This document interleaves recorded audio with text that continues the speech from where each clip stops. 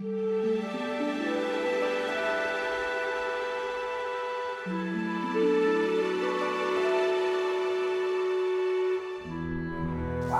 look at the size of this herd.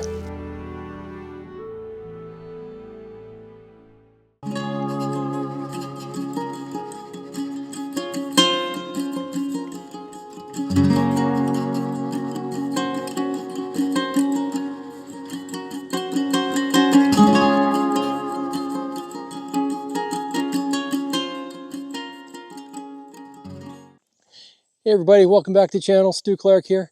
I apologize, it's been a while. Had my family visiting from back east, so not a ton of time in the past month to get out and shoot some YouTube videos. I have been out with the camera a lot. I've actually had some great opportunities, been videoing and photographing orcas and sea lions, stuff on the coast. Been great actually, been kind of going to places I haven't been to for a while, out East Souk Park, places like that. It's been lots of fun. Great visit, but we're back at it now. Fall is here on Vancouver Island. It's always an exciting time of year. This is such a transition season with all the salmon moving in, leaves falling, lots of exciting photography opportunities on Vancouver Island at this time of year. And today we're actually going to go out and take advantage, or hopefully find and take advantage of one of the really amazing ones, which is we're going to go looking for Roosevelt elk today. These are they are the largest of the 4 subspecies of elk found in North America. Bulls can be over 1,200 pounds. Absolutely incredible animals. They won't be, the Rocky Mountain elk will have a larger rack, but these guys are still really, really impressive animals. So I've got wind that there is a herd in the area.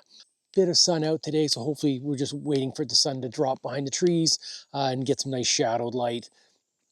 Really exciting though. These guys are just such an impressive animal. Given their size though, they're super skittish. So won't be able to do a lot of talking and vlogging when we're actually on the animals. So we'll kind of chat on the way there, and then hopefully we'll see what kind of opportunity we get, and we'll do some talking and kind of see what we can do. Right on. Okay, let's head off down the trail. Okay, let's go.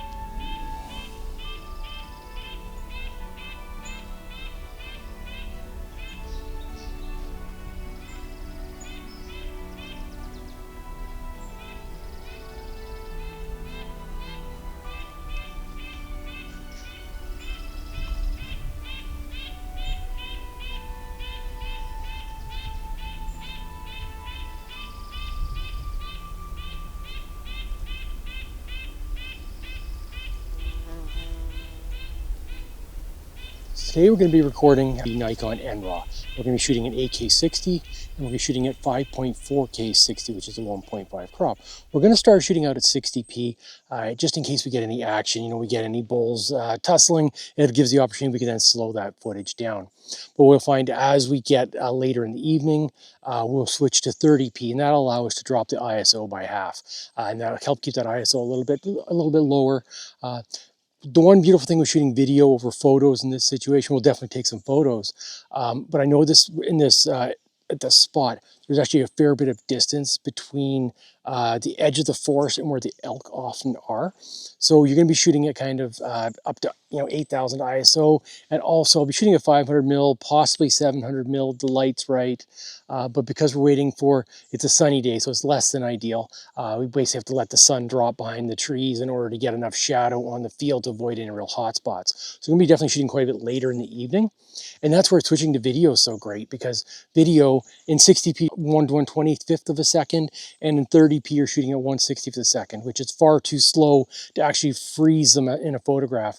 Mammals, I typically find you want to be at 1/250th of a second to freeze a mammal. Mammals can just have this constant motion about them that you don't find in birds. So you kind of have to keep your shutter speed a little bit higher. So video is really nice. And then the 5.4K is a 1.5 crop, which is just great. So it gives me that extra distance, you know, with my 500 mil effectively shooting at 750 mil in this situation. So that's where the crops are really nice. In this one, because we're going to be shooting at quite a bit lower light, the 3.8K 120 frames per second crop is just going to be a little bit too much noise. We're just going to be cropping in a little bit too tight, and would just be a little too noisy given the lighting situation today that we're going to be shooting in. And what I'll do too is on the, like I said, we're going to be shooting and raw and log. So then I will post at the bottom of each video clip, I'll put the settings of what it was shot at, so you can get an idea of how this will be put into a 4K 30 timeline. So that'll be the timeline that gets exported for YouTube from DaVinci Resolve. But with the 8K, give me some croppability if I want to. This will give you an idea of how the different video formats work on the Nikon Z8 in what would be very low light conditions. Like I said, from a photo standpoint, we'll be looking at 6400 ISO to 8000 ISO. So it's going to be quite low light. But this will give you a really good idea of how the video performs in this situation. Just got to get over this next ridge line here, and hopefully get in a bit of a clearing, and we can get some shots. Okay, let's keep going.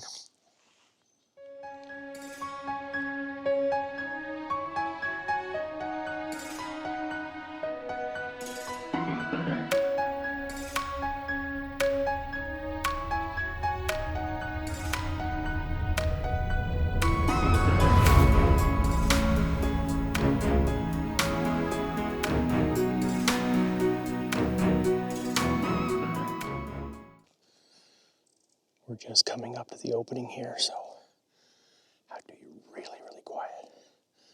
One of the reasons I wore the shoes over the boots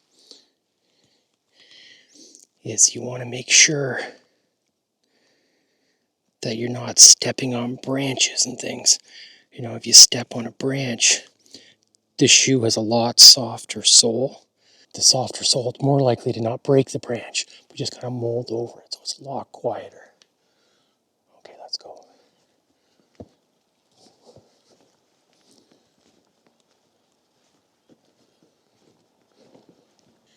Just coming up to the edge up here, which is the,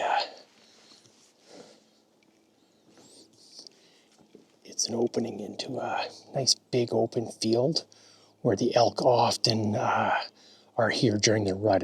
I've had many years in a row of seeing them here, so. Okay, let's be really quiet. So really watch your step. One branch will completely ruin your opportunity. Got a plane flying over, so that might actually work in my favor right now, so let's keep going.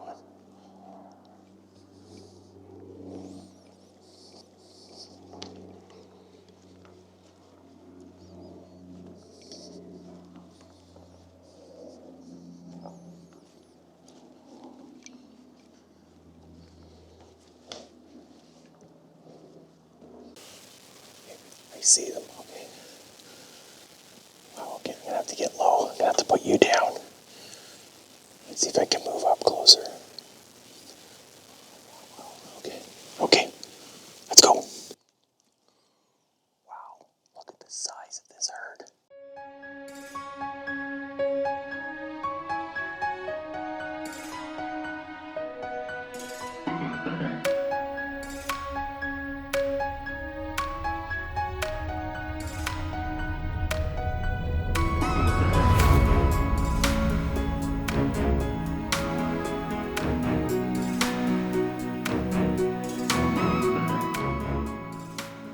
There's a couple absolutely huge bulls in it. Wow.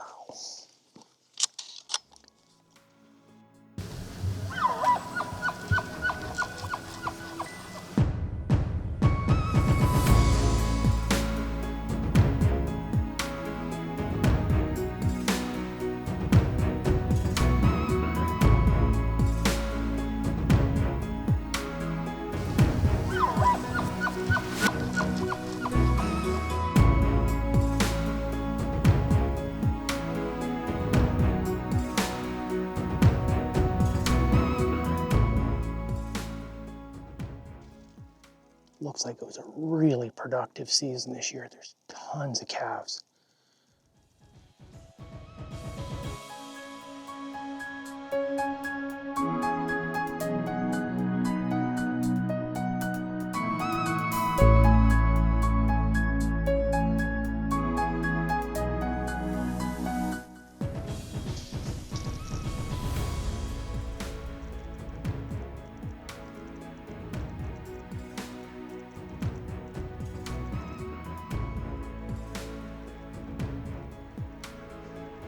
Got to be 50, almost 50 animals in this herd.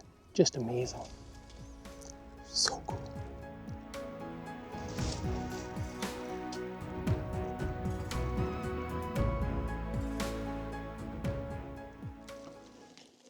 You can see the young bulls are getting a little feisty.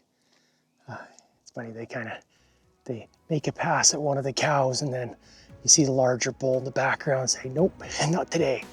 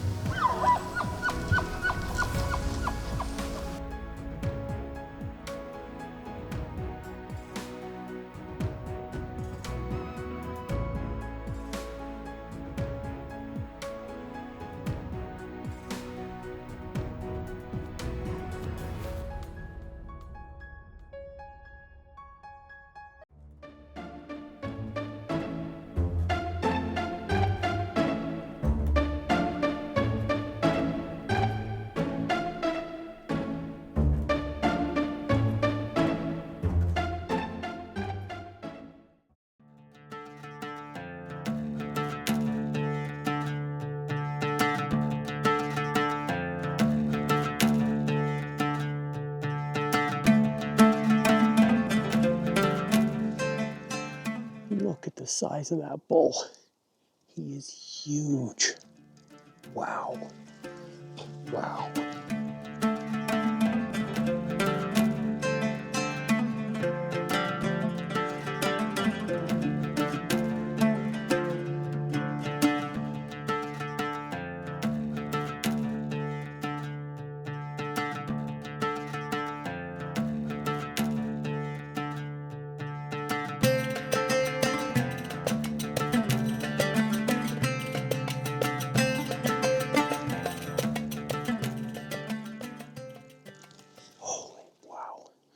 What a spectacular specimen. Yeah, bull is definitely the dominant male of this herd, for sure. He is spectacular. It's interesting looking at the younger bulls. You can tell they know it's not their time. They're getting cheeky with the females. But whenever one of the more dominant males comes even close to them, they book it out of there. They don't want any part of it.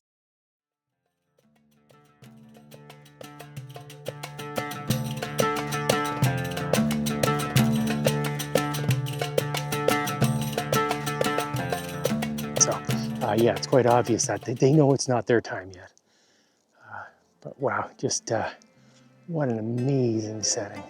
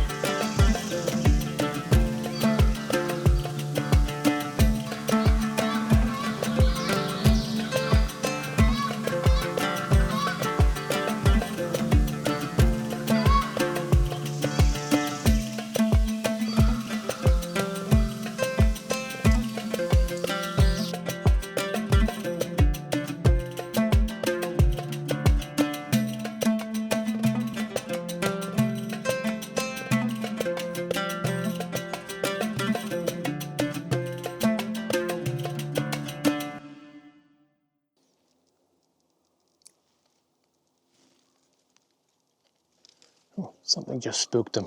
Not sure.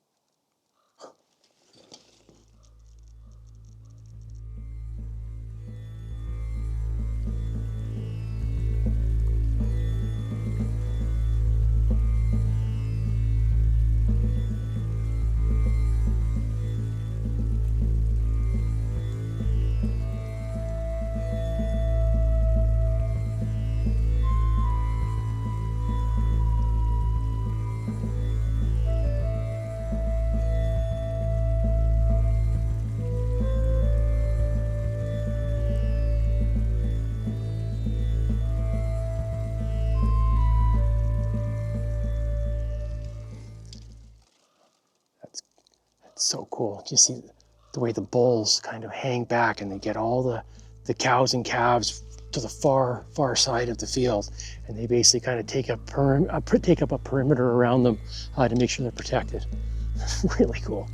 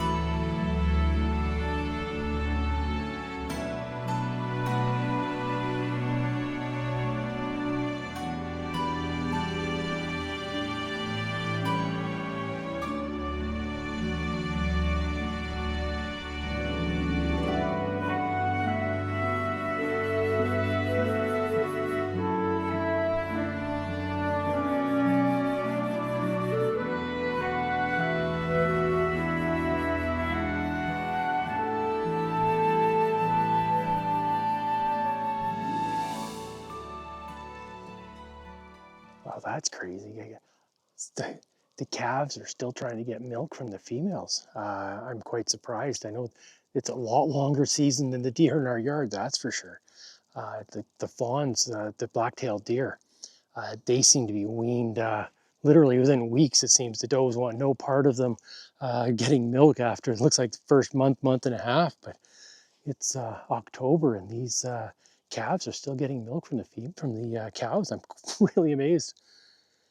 Yeah, they look like they're looking a little bit big for that. It's quite interesting when you see them. Um, you can you can tell that the huge benefit of living in a herd, where the one calf came over to, obviously recognized one of the cows as his mom, or the one that she was milking, and others started running over immediately and started to get in on the.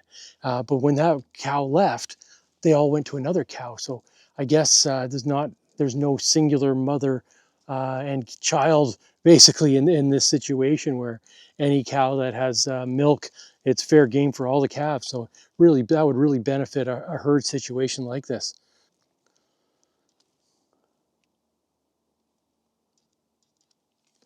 It's interesting as the light gets lower.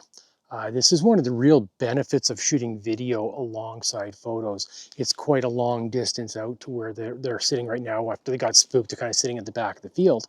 But the 5.4K video, it's a 1.5 times crop. So you get that nice crop factor. You shoot it at 30 frames per second. You only need to be at 1/60th of a shutter speed. You can actually shoot quite a bit longer video than you can take photos at any sort of quality. So that's a really great tip, and as the light's getting lower, switch over to video, switch to 30, either 30p or 24p, then you got the 1/50th or 1/60th the second shutter speed, and you can keep shooting much longer than you're going to get photos. Like I said, with wildlife, you always need to be in that 1/250th a second to get anything sharp, but with video, obviously it's different, rules apply. Wow, what an absolutely fantastic evening. I'm so glad you joined me today. I hope you enjoyed this video. Till next time, we'll see you out there. Take care. Wow, just wow.